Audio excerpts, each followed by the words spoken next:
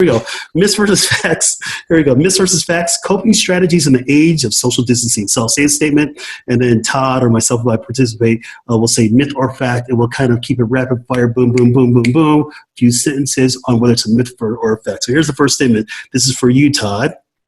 Statement. Social distancing is not social isolation. Myth or fact? That's a fact, right? Please we can explain. still talk to each other. We can still Zoom each other. We can FaceTime each other, and if we're more than 6 feet apart, we can see each other. We can talk to each other that way too, and spend time together. Wonderful. Thanks, Todd. Here we go. I'll take this one. Myth or fact, here's a statement. I'll take it for me. If you do not need to go out for a mission critical service, do not go. I agree. That is a fact. Right now, this virus is widespread. The best mitigation strategy we have, aka slowing down the spread of this virus, is to social distance. So if it's not mission critical, we're advising people to stay at home because we just don't know who's got this disease, who's shedding the virus still. A lot of people, yes, predominantly people shed the virus when they're having symptoms, but people can shed the virus while they're asymptomatic and not knowing anything. And so the hardest thing is that we're trying to get a better handle on who has this. The best way you can do to break the cycle of virus spread is to stay at home. Here we go, Todd. Myth or fact? I like this one. You may not know what to do when you're not doing what you normally do. Myth or fact? You may not know what to do when you're not doing what you normally do. Well, I would say that that's probably true for a lot of people, that this is an unusual situation and they're not used to it, and may not be used to being at home, may not be used to being around their spouse all day, every day. I mean, some people are coping with being alone. Other people are coping with being around their family all the time.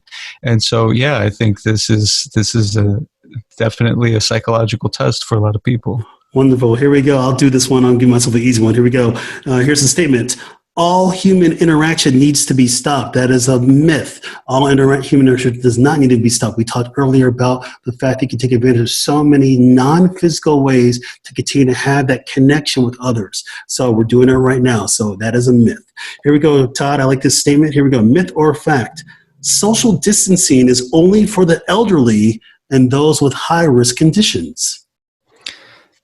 Well, that's a myth, but it's been taking some time to educate people and to motivate them to follow this.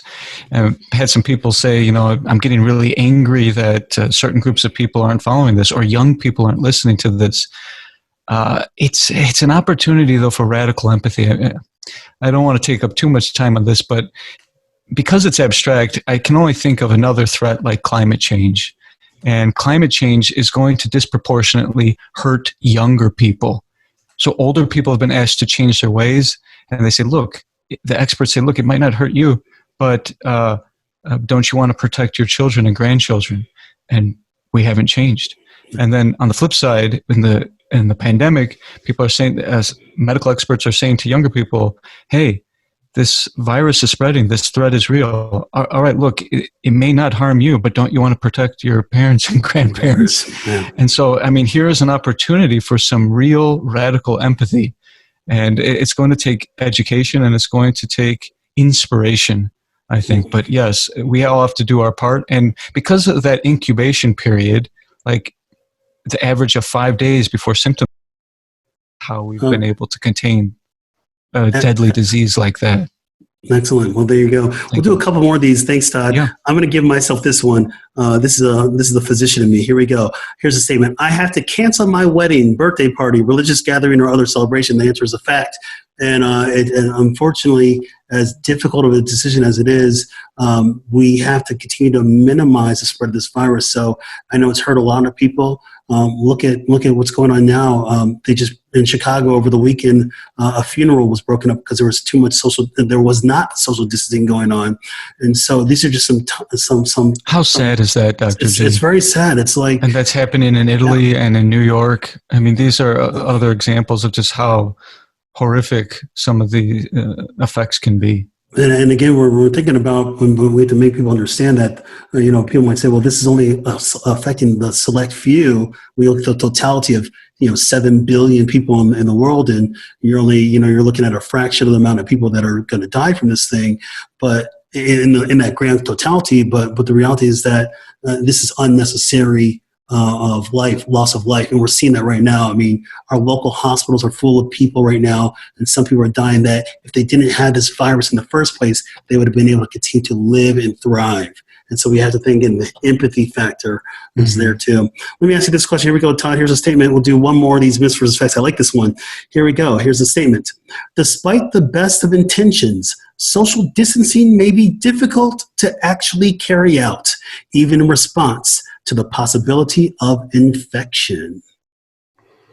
I think that's a fact only because it's difficult to have the self-awareness. It's going to take some time.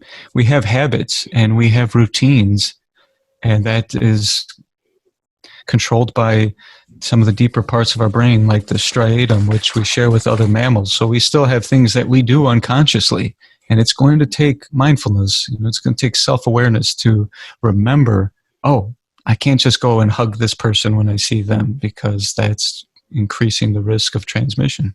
Wonderful. Thank you. So what I want to do now